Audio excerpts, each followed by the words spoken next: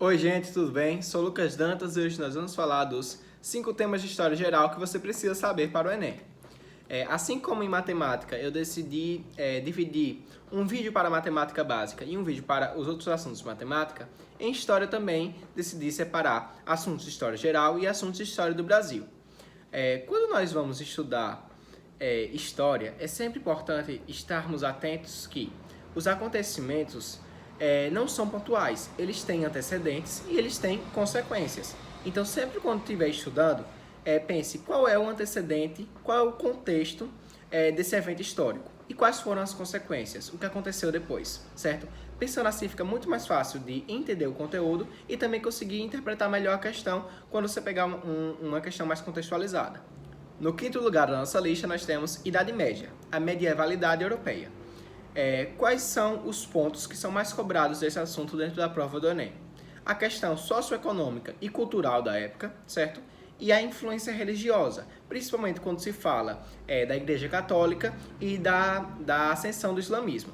No quarto lugar da nossa lista, nós temos Revolução Industrial. E nesse assunto, os pontos mais tratados são a formação do capitalismo, ou seja, aquela relação burguês-proletário, e também a questão dos movimentos sociais e das consequências sociais que houveram depois dessa expansão da industrialização.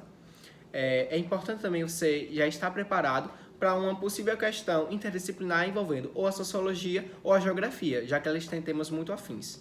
No terceiro lugar da nossa lista, nós temos a Antiguidade Clássica, ou seja, Grécia e Roma antigas. E desses assuntos, o que é mais tratado?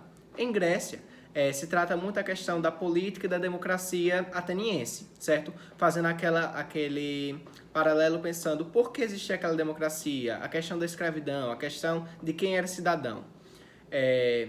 Em Roma, trata-se muito a questão dos escravos e dos plebeus e suas ascensões.